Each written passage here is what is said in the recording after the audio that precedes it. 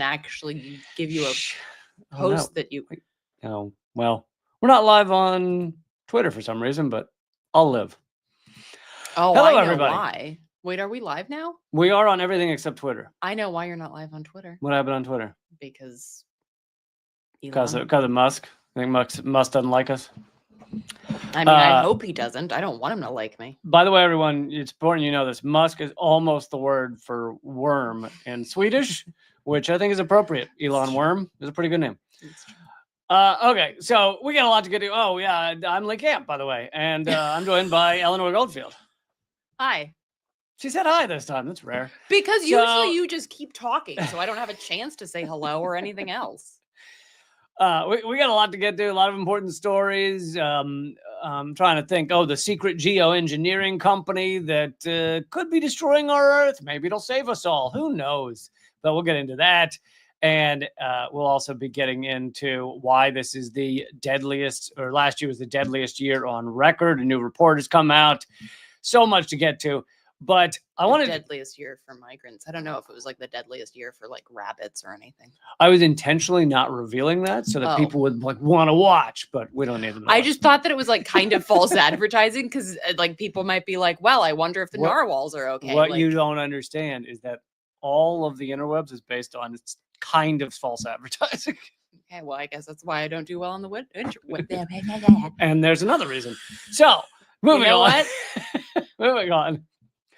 But I want to start with this one, this story. I don't even know it's a story, but this video because it's funny and I need a laugh to start things off. This is in Congress the other day.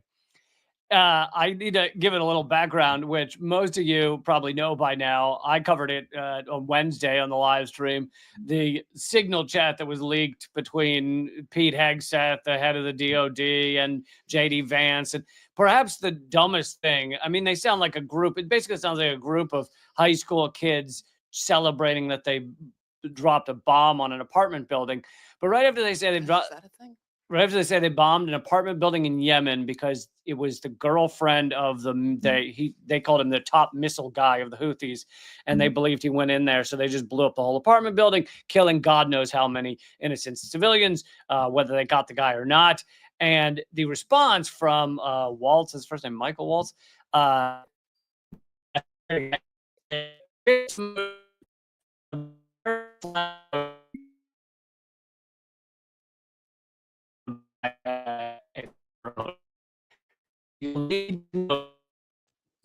when you see this clip from Congress.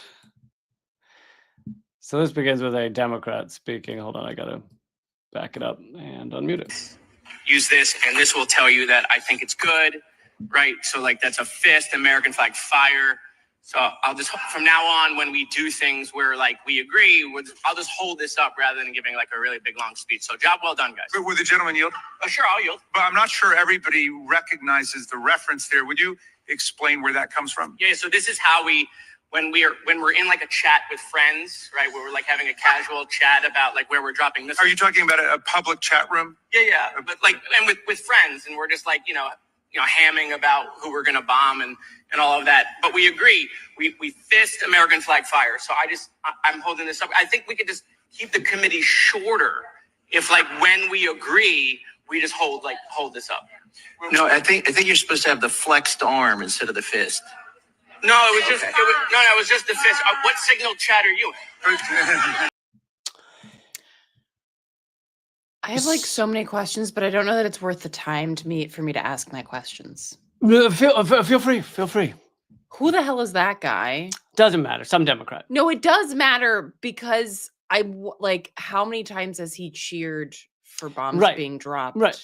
If it's a Democrat in Congress, then... So it's not like it's you there being like, no, I don't think any bombs are good. No, it seems that the Democrats, their qualms with this signal chat that has leaked is that it shouldn't have leaked. Yeah. Or they weren't discussing things quite in the appropriate way. It's not that a building full of innocent civilians was blown up to get one guy. That's fine. Right. So it's kind of like their problem with Trump is that he says the quiet part loud, and he's a very inelegant poster child for U.S. empire, whereas someone like Obama is a very elegant poster child for U.S. empire. but the empire is the same. Am I getting this? Yes. Okay. Yes. But like bombing an apartment building to get one Houthi leader is not something Biden wouldn't do, or the Right. people around him wouldn't do. And that guy with the visual aid, a la Netanyahu, he's not complaining that this building was decimated. No, he's making fun of the Republicans, or specifically Trump administration, for the way they talk about the bombing of innocent people. But in terms of it being kind of cavalier and it's like fist emoji and just like a child, Obama said, it turns out I'm really good at killing people. Yes, he did say that. Obama also said we tortured some folks. It seems like this type of thing happens a lot with our ruling class, to just talk as if obliterating innocent people is just like not a biggie. Right. Yeah. Okay. But Congress, it goes to show, Congress has become a full-on comedy routine, full-on comedy sketch. I mean, I didn't find that funny, but I guess there are people who like kind of like the. No, but it had the cadence. Whether you found it funny or not, it had the cadence of a comedy sketch. So I do believe it shows that our Congress has become a comedy sketch, whether it's funny or not. I see. But I think there's a difference between becoming a comedy sketch and becoming the attempt at a comedy sketch. The latter is worse. Okay, attempted comedy sketch. Yeah. Yeah. All right, let's get into one of our main topics. Please, everyone, click thumbs up, click share. Does that make you feel better about your comedy, though? All other comedy makes me feel better about my comedy because mine is always better. Click thumbs up, click share, click leave a comment. All that stuff helps with the algorithm and the algorithmic lords we're fighting against day to day. So let's move to our one of our main topics, which is how last year was the deadliest year on record for migrants. I'm sorry. If you should have told me ahead of time that you were burying the lead. As it was, I wasn't sure if you just had forgotten if you were still in a sentence. But so yeah, forgotten I was in a sentence. No, I'm not Joe Biden yet. I'm getting close, but okay. So this was a report that was put out by the agency in charge of UN migration, the IOM, and they released a report that shows that at least 8,938 people died on migration routes worldwide in 2024. Now, of course, when you hear this, you're probably like, that number seems difficult to confirm. You're right. It's a bit like the death counts in Gaza. Like, it's not something that you can easily pinpoint. And that's why they say at least, because those are the numbers that they can actually count, right? Like bodies that they've found, names that they can confirm, things like that. So it's not like this is the number. Right. And it is similar to Gaza because there's so many lost under the rubble. We don't know. Now that number, especially when we've been talking about things like Gaza, can seem like, oh, doesn't seem that much maybe, but it is a remarkable amount of human beings because this represents people who are migrating. So this doesn't necessarily mean that these people are migrating through war zones or migrating. This includes people that drown when they're trying to cross the Mediterranean, right? Because the European nations won't take them in. The people that drown in the Rio Grande, or on the other side of things, die of thirst because our Gestapo removed the water bottles that activists put out so that people crossing the effing desert have something to drink. Right. So this includes people that would survive if countries, if nations, if these militarized nation border states weren't forcing them to die. So these deaths, as the International Organization for Migration points out, are totally preventable, right? So the idea that like this many people died, like, oh, that's just a kind of thing that happens when you move. No, that's not. These deaths are totally preventable, particularly in this age of transportation that could make it very simple to migrate. Also, just the fact that you don't have to destroy people's home places.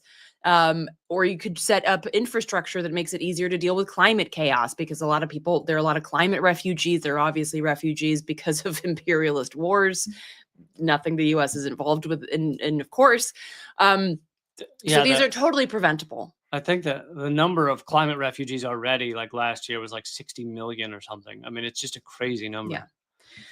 So this is the highest number of confirmed deaths since they've started recording this. And they have for folks looking at the screen, and for folks listening, you can go to the IOM's website to see this information. And it shows also a breakdown of deaths based on where in the world.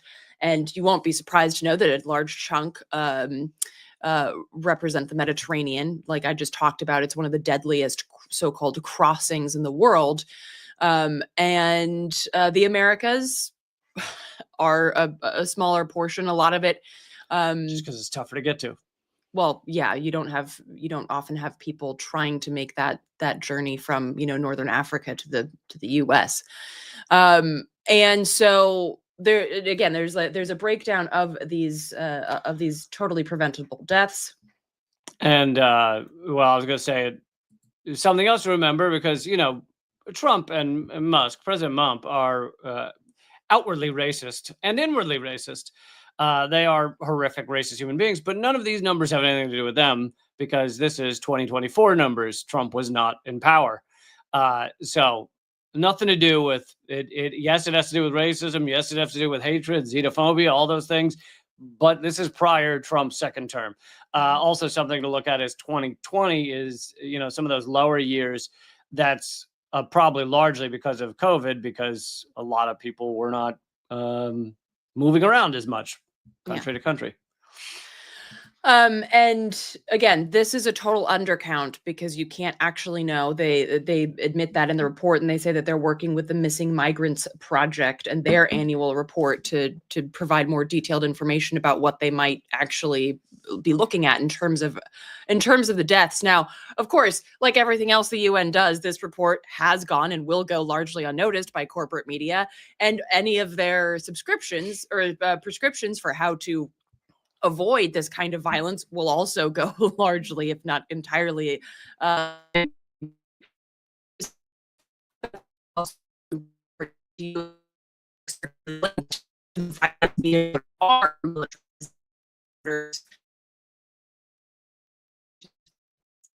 We did, but I think we're back. Not sure what's going on today. There's a rift in the matrix. Yeah, I don't remember where I was, but here we are. Matrix rift always confuses Eleanor. Yeah, so like this type of nationalist, xenophobic hatred of others, it's growing, especially in the West. I think it has a lot to do with late stage capitalism, with the waning of an empire. The more people are abused, and I mean people that are actual citizens in the United States and in Western European countries, the more inequality there is. The more they hate, the more they're told to blame their immigrants, told to blame migrants, told to blame others, told to blame those who aren't white. And we're seeing that in the policies. I realize these numbers aren't about Trump and Musk, but we're seeing that in the policies coming forward from Trump and Musk. A lot of their probably election win had to do with a hatred of immigrants, even though Kamala Harris tried to run to the right of Donald Trump on immigrants, on hatred of immigrants. So yeah, these things are all linked. Okay, let's move on to this one, shall we? Sure. So folks should be, if you're not already familiar with Bisan, who is a journalist inside Gaza, and she's been giving updates about the situation there since this genocide started. And so if you're not familiar with her, you should definitely check out her work. That's Bisan. And you can find her on all of the social media. It's probably, I think, one of the best, at least in English, that she posts in English, one of the best, if not the best, rundown of updates in Gaza. And she tries to do videos when she can, but as she posted here, she can't upload any videos because the access to Wi-Fi is scarce at best. Yeah. So this is actually from a couple of days ago, but I wanted to point out some important things that you might not be hearing in other on other platforms. Along with the ramping up of bombing and indiscriminate or very targeted killings, the IDF is also kidnapping people. Now, you might be familiar with the kidnapping of the doctor, and we'll talk about that because she mentions that too. But 4 days ago, the Israeli army kidnapped 15 ambulance workers in Rafah, and no one knows anything about where they are. So it's not, and then they're likely taken to these torture detention centers, like Dr. Hossam Abu Safia, who was last seen months ago. And as of the last talk with his lawyer, which again, the Israeli government and army very rarely agree to, and when they do, it's under ridiculous conditions, said that he had been tortured, isolated, sick, and suffering from many health issues. And this was the general manager of Kamal Adwan Hospital who had been giving these updates to international media, had stayed in the hospital to the very last until he was forced into Israeli tanks that then disappeared him to a notorious detention and torture center in occupied Palestine, known as Israel, and has been treating him, quote unquote, as an illegal fighter, suggesting that his attempt to save lives as a doctor was somehow Hamas, which is, I mean, I'm not saying anything new that y'all didn't know, because this is what they do with everybody that they kidnap. But I think that it's interesting that, not interesting, but it's really grotesque, this targeting of specifically medical workers and staff. So these ambulance workers who were kidnapped by the Israeli army is of course a connection there between the abduction of Dr. Hossam Abu Safia, who was abducted from Kamal Adwan Hospital, the targeted murder of doctors and nurses and medical staff is it's kind of like the targeting of journalists, right? You're targeting the truth when you target journalists, and you're targeting a literal lifeline when you target medical professionals and staff. And of course, this is their goal, right? And so I wanted to share that in case that y'all hadn't heard that. Bizan also notes that 208 journalists have been killed since October 7th. Again, that number is obviously likely higher as well, because it's impossible to really know the full extent. And these are targeted killings as well. Last week, I don't know if you've already covered this, so stop me if you have, but last week, 2 journalists were murdered. One was murdered in his home. Another one, Hossam Shabat, was killed as he was traveling on a horse-drawn cart in Jabalia, northern Gaza. And again, very targeted killings, and they're wearing their press vests, and they know, right? And Israel has a long history of targeting. You can only like go to Middle East Eye or Mondo Weiss, and just in your search tab, just type in Israel target journalist, and you'll find posts from like 2012, 2008, Israel targets and kills 6 journalists. Like, this is a thing that they've been doing, because again, you target the truth, you target the lifelines, the life givers, the people who know how to heal people. You target people who are required for the structures of a society, the structures of a community. You target them and you murder them in the hopes that the entire structures of community and society will crumble. And as I've mentioned many times, they've killed more journalists than any modern war. I mean, this isn't a war, it's genocide, but still, than any modern war, or any war ever. Because, and you go back more than 100 years and there weren't nearly as many journalists. Now there are many more, which is a good thing, but it means that right now we are witnessing the conflict where more journalists have been killed than ever before. And, way more than World War II or any of these things, because even though journalists may have been killed in World War II, they were not being targeted. in this way, in the way that Israel is targeting journalists. Israel is aiming for journalists, is aiming for doctors and hospitals, is aiming for poets and, online influencers, etc. None of that has largely happened before in warfare. This is it's a new level of genocide.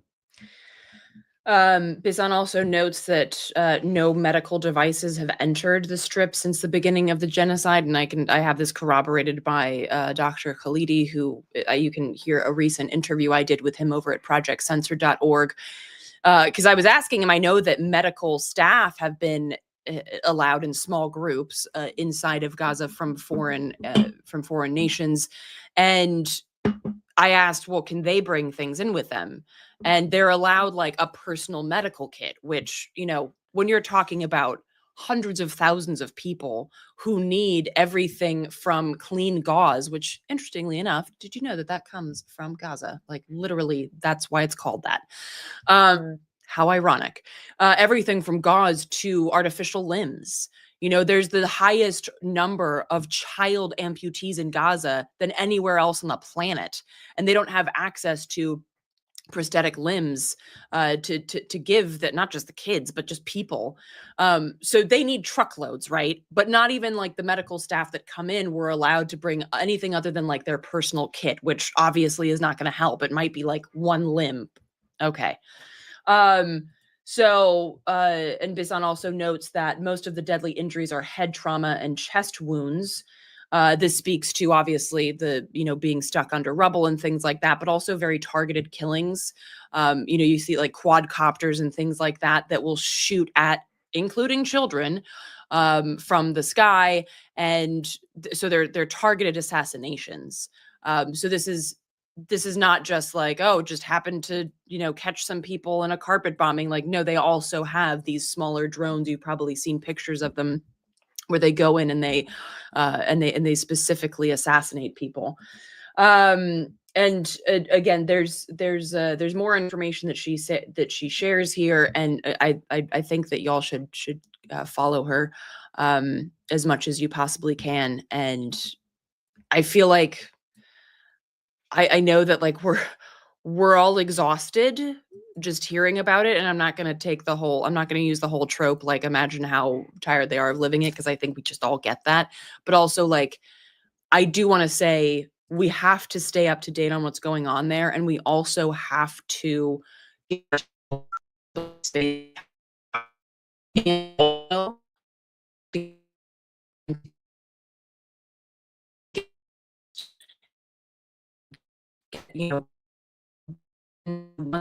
of thinking like it's all about Gaza and it has nothing to do with anything else, then we pigeonhole ourselves, and we don't realize that like all of the things that we're fighting are connected, and the best things that we can do right now are to build solidarity. And there's another story that I want to talk about that has to do with the building of solidarity and how important that is across so-called issues, as if anybody lived a single issue life. Wait 1 second.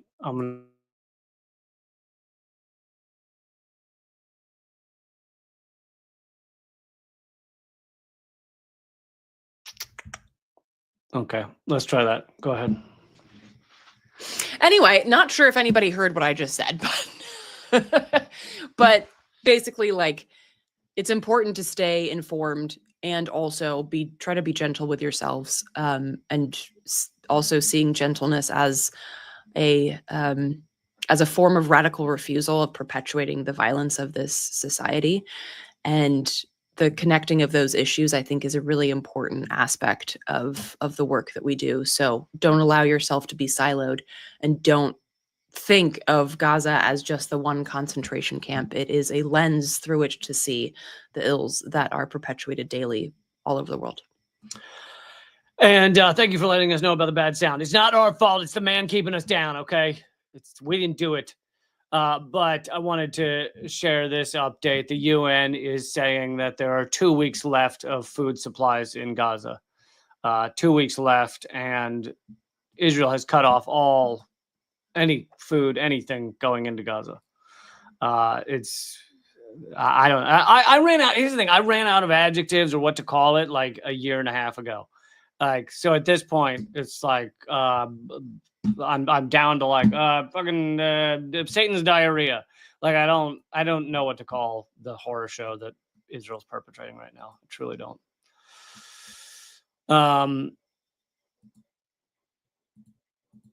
Okay, you want I would say something, but I don't. As I like to say, I love words and they fail me daily, and I think that's also okay. Yeah. I'll for the moment, don't worry, we'll get back to war and death in a moment. But for the moment, let's go to the lighter topic of whether a secret Israeli company is geoengineering the earth. Oh my gosh, How about is this that? the Jewish lasers that I've been told about? No, sorry. Oh, No Jewish lasers. Damn it. I was kind of looking forward to those. But this is getting very little coverage and should be a major story because it would impact all of us. And by the way, as with a lot of these topics, I have a somewhat nuanced view on it. I am very opposed to geoengineering if we were to behave like adults and actually question our socioeconomic setup and come up with something outside of capitalism that is not just this thing that is destroying the earth and destroying our future. However, we're not doing any of that. So we may get to the point where literally the only way to survive is some form of geoengineering. And also you have to remind people that, like, when you say geoengineering, we are geoengineering the earth, like by chopping down all the trees and filling the earth with greenhouse gas emissions. That is geoengineering. But this is geoengineering ostensibly to fix the problems we've created. But here's what I absolutely in 100 years, 700 years will not support, is it being done by a sneaky U.S.-Israeli corporate alliance that is not telling people what they're doing. And this is from Wired magazine. A mysterious startup is developing a new form of solar geoengineering. They're called Stardust, and they're an Israeli-U.S. partnership. Oh. A new startup called Stardust seeks something more ambitious, developing proprietary geoengineering technology that would help block sun rays from reaching the planet. Stardust formed in 2023 and is based in Israel, but incorporated in the United States. No, but Israel and the U.S. are two completely different things, right? So there's been discussion of putting particles into the sky in order to allow humanity to survive. Unfortunately, the big, we should, instead of doing that, we should change the way we live so that we don't destroy our earth. Another is that they can never know the full ramifications 50 and 100 years from now of putting this stuff into the sky. It may work great for 20 years of slightly decreasing the sun's rays so that things are not as hot. And then maybe after 20 years, things get colder and colder, and all of a sudden we're in a new ice age.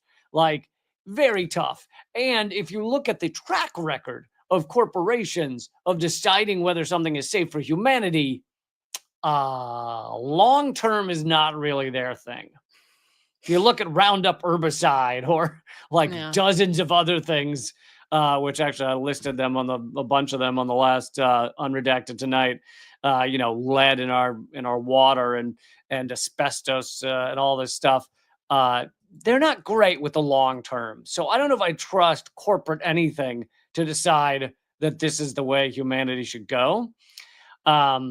But they're saying in this article, most geoengineering research today is led by scientists in the U.S. at universities and federal agencies, and the work they're doing is more or less accessible to public scrutiny. That sounds like it might be important. Stardust is at the forefront of an alternative path, one in which private companies drive the development and perhaps deployment of technologies that experts say could have profound consequences for the planet. Geoengineering projects, even those led by climate scientists at major universities, have drawn the ire of environmentalists. Such a deliberate transformation of the atmosphere has never been done, and many uncertainties remain. If a geoengineering project went awry, for example, it could contribute to air pollution and ozone loss, or have dramatic effects on weather patterns, such as disrupting monsoons in South and East Asia. And this is the problem with any large scale changes to nature, is it's very difficult to understand the ripple effects of what could end up happening. And you know, a smaller example is they can now break up. They have powerful air guns that can disrupt clouds. I don't know if they fully break them up, but they break them up enough. Thank you, Mark Dansky, for supporting the show. Really appreciate it. They break them up enough that it decreases the rain over that area. So there was a car maker, maybe it was Volkswagen, that had hundreds of thousands of their cars parked at this area in Mexico. And they didn't want hail to happen in that area because literally they could lose like $1 billion if hail came down on these 100,000 cars. So they were using these, I'm calling them air guns. I don't know what they'd be called, but to slightly break up the clouds so that there was no rain or hail over this area of this car desert or whatever. And here's the thing, that it worked. And it also made it so that the town around that area received like zero rain. Nice. So there you go. The company, the corporation gets what they want, and they think exactly zero about the long-term externalities of what they're doing. Stardust, go ahead. Sorry, there was something. It was like scroll up. No. On the article. Yeah. Okay. Did you already read the part? Yeah, you did. Sorry. I was trying to find a story that I covered years ago, where something similar, like, they started testing. The startup started testing a geoengineering mechanism, like over indigenous tribes in like New Mexico or something. I was trying to find that story, but it was the same thing. It was like, super secretive and no prior informed consent of the tribes. Right. Anyway. Yeah. And I also covered, I think even ABC News did a report on it, but they acted like it was a fascinating thing rather than kind of horrifying. They did a 5-minute report on how we do cloud seeding even in the United States. I mean, China does it, the US does it, but it's very mysterious as to how much it's being done, where it's being done, where it's having an impact. And so it's like, oh, you're creating rain over certain areas and not others, and taking that rain from other areas, and basically no one knows what's going on. Stardust is moving ahead amid few national and international rules and limited oversight. So basically you can alter our planet, and there aren't even like rules on the books to say you shouldn't. I mean, there are. I mean, look at like the rules of the way.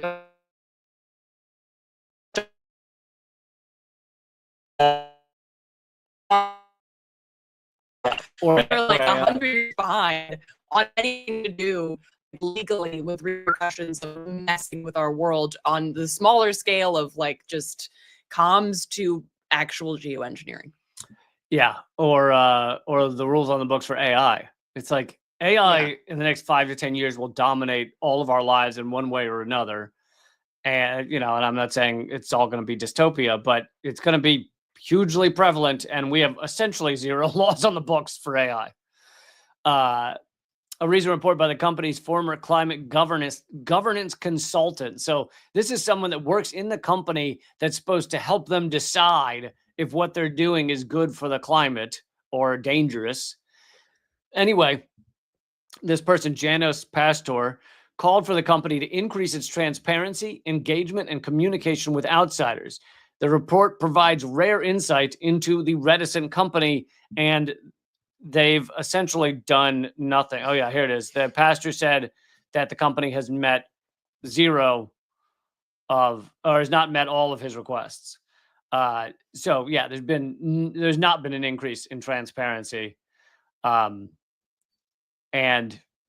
there's also very little media coverage. I mean, also it says that the company is led by a former head of Israel's very clandestine nuclear program. So that makes me feel good. Somebody who, Oh, yeah. Former deputy chief scientist at the Israel Atomic Energy Commission, which Israel, I covered this last live stream. I covered this on the last live stream, that Israel's still refuses to say they have nuclear weapons. And our friend Sam Hosseini tried to ask the State Department about that the other day, And she would not even say the words Israel nuclear weapons. So she wouldn't even say the sentence Israel doesn't have nuclear weapons because she would know that would be straight up lying, I guess. I don't know if she cares, but so she wouldn't even say that sentence. She just acted like he had not. What I don't understand is like everybody knows that they have nuclear weapons, so like why bother hiding it? Like I don't understand. Like why not just be open about it? Because it's like all I can gather is because they don't want inspections of it. They but don't. They still wouldn't have to. They're committing a genocide. I mean, like they don't have to do anything. So it's like, why? Just I mean, what? Look, I hear you. I'm with you on that. I mean, if you're not subject to international law when it comes to a genocide, you're certainly not subject to international law when it comes to nuclear inspections. It's a fair point. I think you should email our government. I'm going to sign a petition. That's what I'm going to do. Sign a very important petition. Because you know what? I don't think they get any of those. They haven't seen a petition. Has anyone thought of that to say stop genociding, please? Maybe a petition? I'm on it. I'm also going to wipe my ass later, and that's just as useful. I mean, if you mailed that to them, maybe. Okay. It's actually more useful because then I have a clean ass on top of everything else. I think we've gone awry. Next story. What do you want to get to next? I don't know. You said you're driving the boat. Well, I'm driving the boat, but I don't have access to your clicky thing. Well, just tell me. You want to do this one next? Sure. Go for it. Okay. This is from our dear friend, Stephen Semler, who always does amazing work.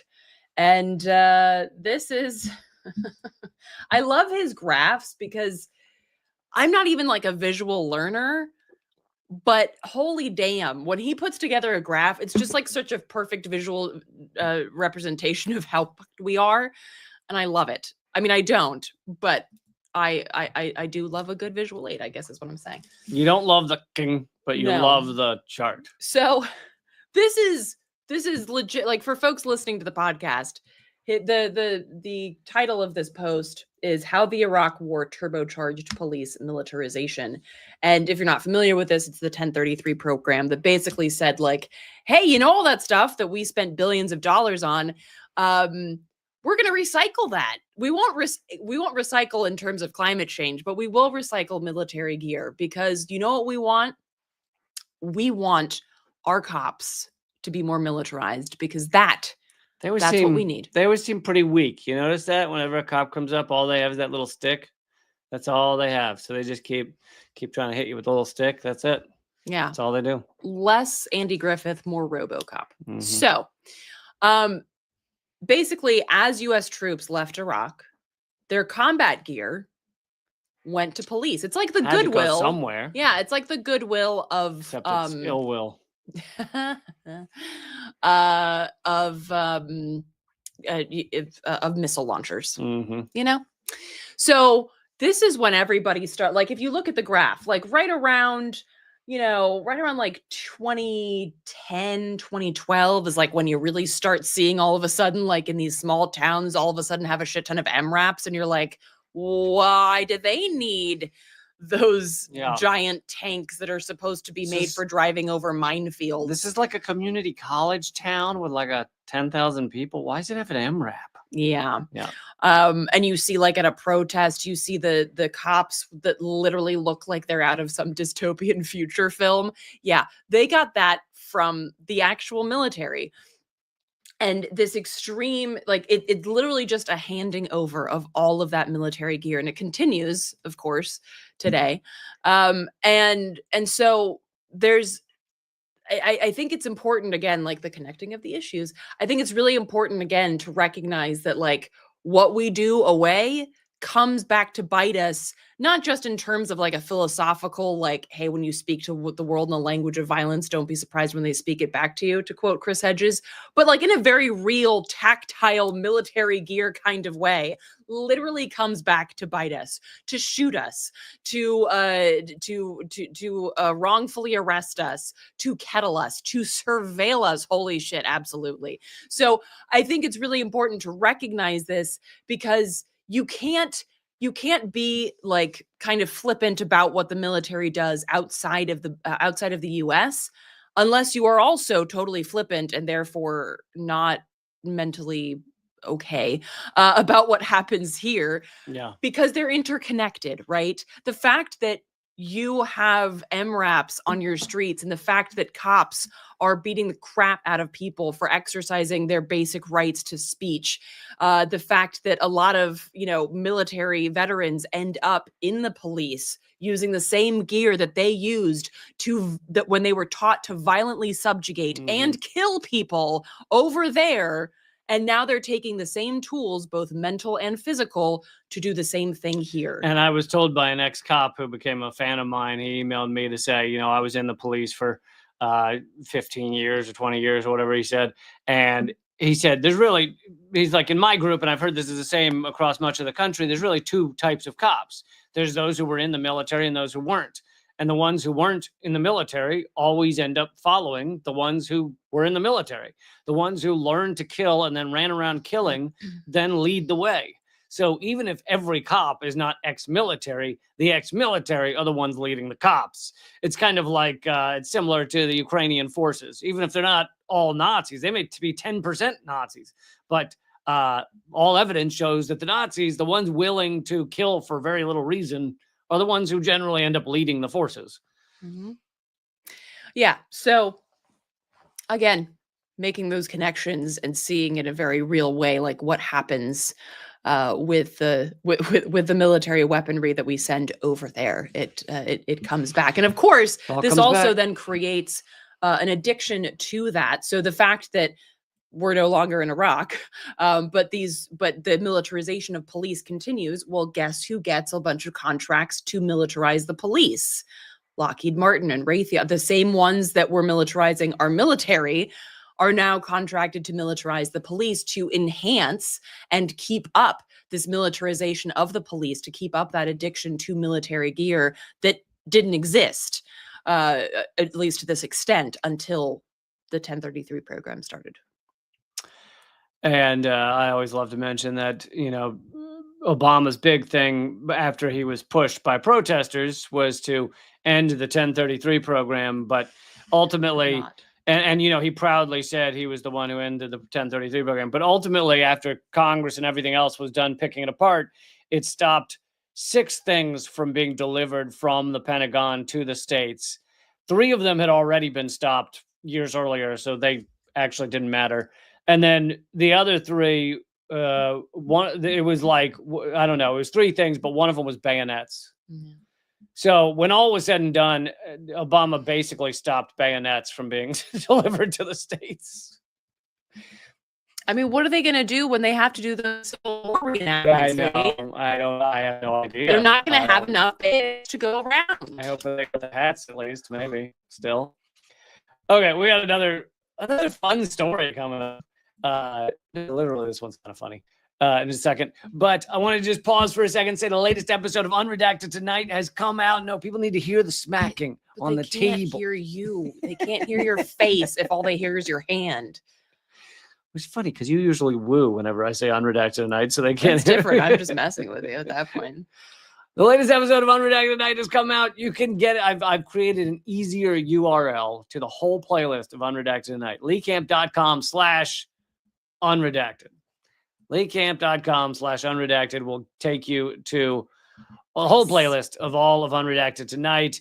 And the latest episode, I cover the trillions missing at the Pentagon, although I add in a bunch of more recent details. If you already heard me cover that in the past, there is new stuff.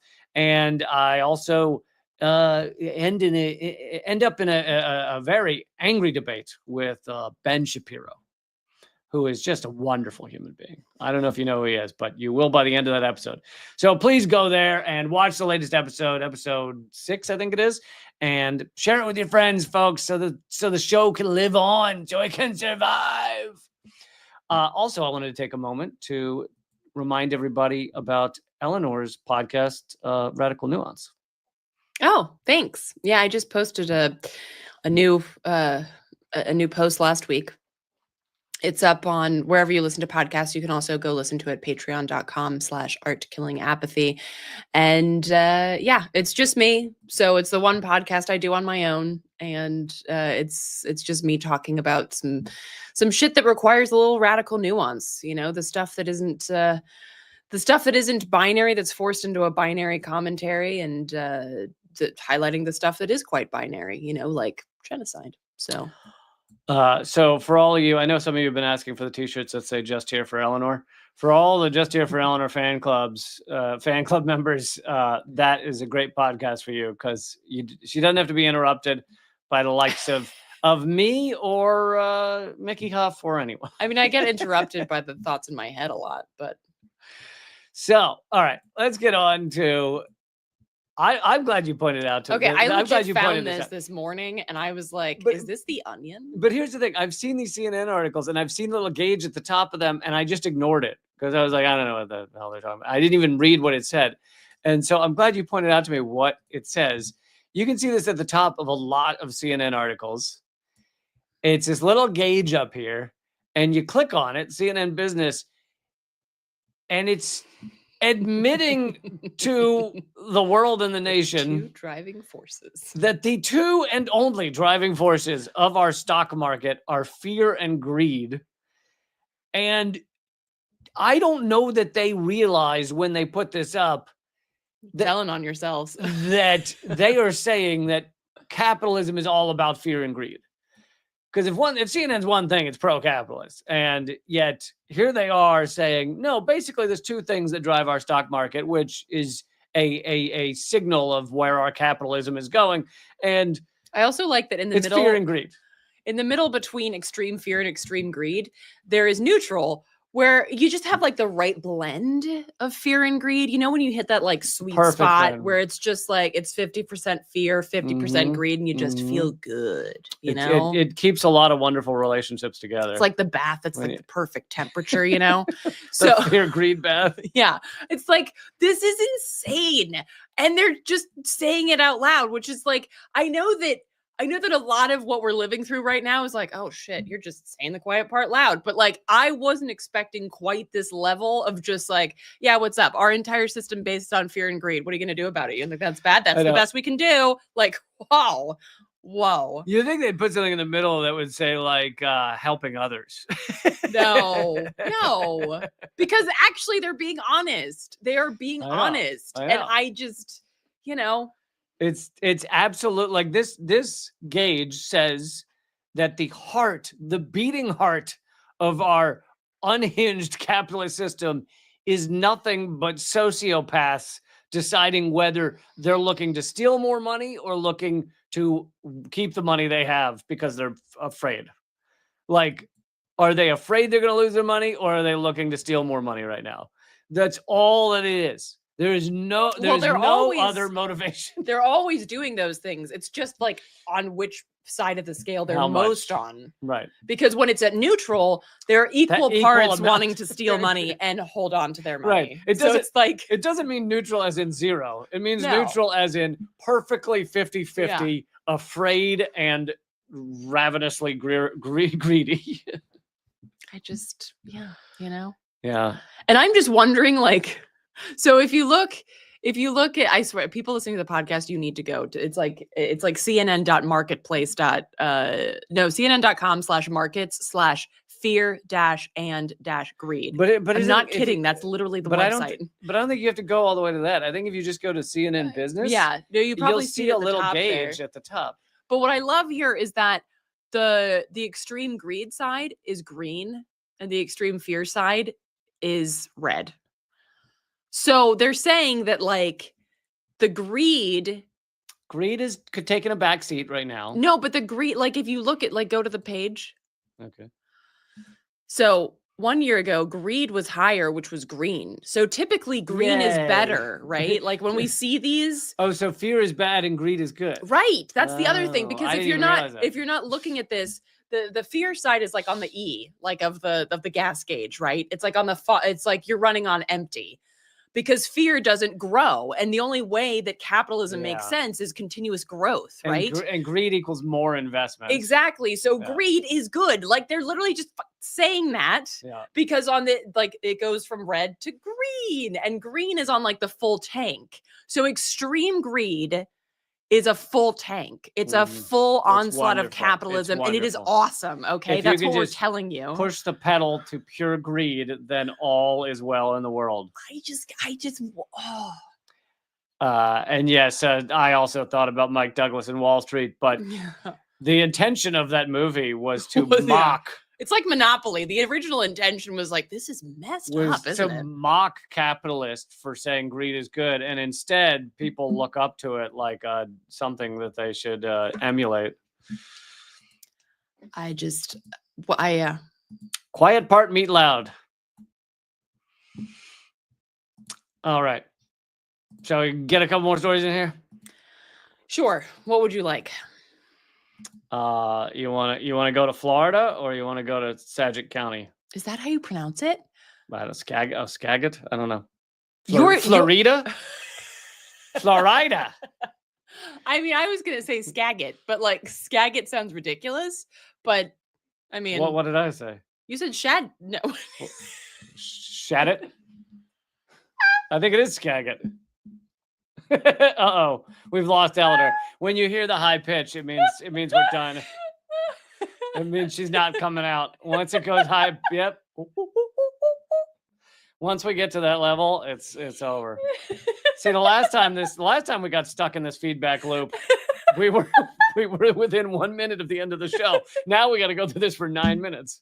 So that's a problem. I'm working on it. God damn it. Okay. Can somebody say how you pronounce it? Say Skagit.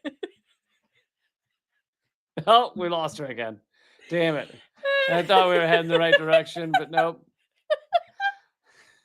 Okay. Shagit would be a whole other thing. Because if it were Shagit County. Wait, that's what you said. I might have said it. I might have said it. That's Austin Powers right there. That's Austin Powers territory. Okay, because I shouldn't really be laughing because what happened in this county, whatever the hell it's called, what had happened was is not funny. No. Okay? Okay. And you're ruining it. You're making it. Okay, they're saying it's Skagit, which, come on, really? Skagit? Is it Skagit? Okay. Okay. I have a bone to pick with whoever named this county. Anyway, so everyone's favorite Gestapo ICE detained, aka kidnapped, a prominent farm worker activist. 25-year-old Alfredo, known as Lelo Juarez Zeferino, was abducted on Tuesday, March 25th, as he was dropping his partner off at work. You know, because that's a good time to get kidnapped by ICE. He's now being held in a Tacoma detention facility, aka prison for people who don't have the right papieren. So they also they pointed out that, and this is why I bring this up, is that the Alfredo was a very vocal rights activist. And so I bring that up because I think it's important to recognize that, yes, ICE just does these sweeps where they pick up anybody and everybody, like I talked about last week, where you just have like somebody's grandmother, you know, who just happens to be standing somewhere, you know, existing and get swept up. So that obviously happens. And also we see the targeting of people who speak out.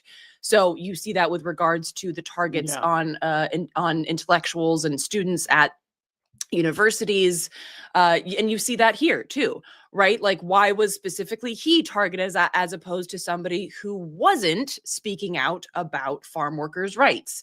So this is why it's so important for workers to build a worker solidarity that also includes migrant rights and, you know, immigrant rights. So, and an example of this that I actually wanted to share was that in Washington, D.C., a day ago, there was ICE came in to an elementary school. So like, just imagine like you're like, you know, however old, like 7 or something, and you just see the Gestapo come into your school and take one of the people. I mean, like, even just outside, like, even if you didn't care about that one person, which you should, because humanity, like, do you not care about like traumatizing children? Seeing Gestapo just like disappear people on a, you know, on a Thursday at like 9 a.m. So they entered this elementary school and tried to detain a school employee. And here's what happened. Other employees who work there didn't let that shit happen. So I'm just saying, this is a thing that you can do. And so whatever sector you work in, whatever workplace you're in, and especially if you're working on union contracts, something that you can put in there is that ICE is not allowed in the workplace. And you can have these conversations with each other and let people know who are not documented or who are migrants or whatever, or who just look like they might be, according to ICE, know that they are safe because here's what we're planning on doing if ICE shows up.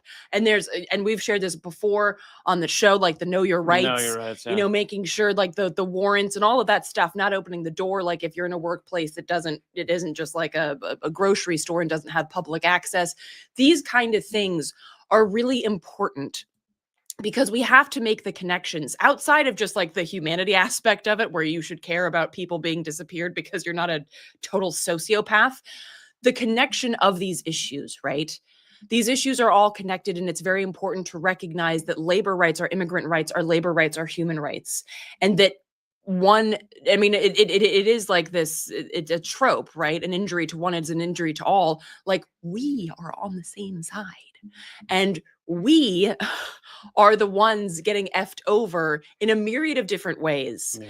And that we have to build these bridges between our movements, because if we stay in these silos that they've constructed for us, we will die there with really good intentions and really good ideas and really beautiful dreams, but we will die there due to lack of oxygen that you get from new ideas and from building together. So however the hell you pronounce this dumbass county, like from that county to all of the damn others that have also stupid colonialist names in this country, we need to build across issues. And also, this might be a native word, actually. Well, then I guarantee we're pronouncing it wrong, okay? Because I didn't say we weren't. Having heard a smattering of some indigenous languages, I guarantee it's not Skagit, okay? Or Shagit, or whatever you said. Either way, we're getting it wrong. Why are you putting this on me now? Because you're the one who started me laughing and completely messed up my intro to the story. All right, I'm done.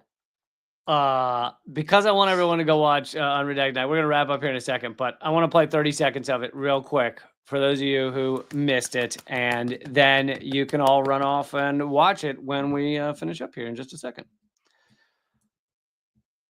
Should I say goodbye? No, because I also have to leave here in a second, so hang around, please, if it's okay. I was just asking. All right, here we go. Coming up on tonight's show, Elon Musk claims he wants to save money for the U.S. government. So why is he picking through $1 million condom shipments to Africa instead of going after a certain government entity with trillions of dollars of missing money? I'll tell you where we can find that money and where you can get those condoms he's throwing out. The U.S. taxpayer is being robbed for your pleasure. Plus, I'll rip apart right-wing gnome Ben Shapiro in a one-on-one debate he doesn't know we're having. But not knowing things is one of his favorite things to do. All that and more starting right now. Welcome to Unredacted Tonight. I'm the most censored comedian in America, Lee Camp. President Trump and Elon Musk are saving money for the U.S. government and thereby the U.S. taxpayer. I knew Daddy Trump cared about us. He was just waiting for the right time to show it. Eric Trump has that same thing sewn inside his bed sheets. Elon Musk and his Doge team have claimed they have already cut out $65 billion of waste and fraud, equaling savings for the American people. All right. There it is. Oh, and you started with a pun. I love it. So I hope you'll go, if you haven't watched already, I hope you'll go watch it right now. LeeCamp.com. This is not LeeCamp.net, which is my locals page. LeeCamp.com/unredacted. It'll take you straight to the playlist. Just look for episode number 6 about the trillions missing at the Pentagon and so much more. Yeah, leecamp.com/unredacted, and tell your friends, because I really am trying to get that show off the ground. So it makes all the difference. Check out Radical Nuance, Eleanor's amazing podcast. One place to get it is patreon.com/artkillingapathy. And we have 666 viewers right now. Awesome. Sweet. Cool. Thanks, y'all. I'm no crossing. one leave or come. No one show up. You're really saying that right after the condom joke? You know, Eleanor at heart is a high school boy. You cannot say the word come around her or it's disastrous. All right, folks. Let's see. I will be back. I see people still arguing over how to pronounce that county name, by the way. So I feel like a lot of people don't know. I will be back Monday. I do these live streams Monday, Wednesday, Friday, and Eleanor joins on Fridays. And 3 p.m. on Monday and Friday, and then 8 p.m. Eastern on Wednesdays, and on Redacted Night every Thursday.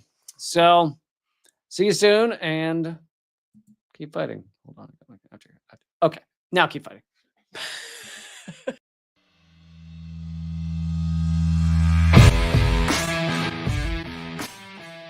Well, brother, I salute you, though, man. You're one of the few that bring together this tremendous artistic talent and still be in such deep solidarity with oppressed people.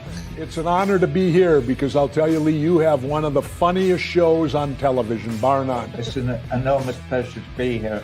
While I was waiting, I was leafing through your wonderful book. The same to you. I love your show. Be happy to come back anytime. Lee, this is one of the great honors of my long career, just to be in the same earth with you. I'm sure. We're just so blinded. We have so many blinders on because our society doesn't want us to know things. And so it takes shows like your show, and it is clearly designed to eradicate. Hey, good to see you. Hey, Jill, how are you? Julian, thanks for joining me. Honor to have you, brother. Consumerism is a theory that people should behave this way to help each other. It's not. Mr. George Galloway, thank you so much for joining me in these dark times. Always a pleasure, my friend. Thank you so much, Lee, for having me on. Keep fighting. Ha.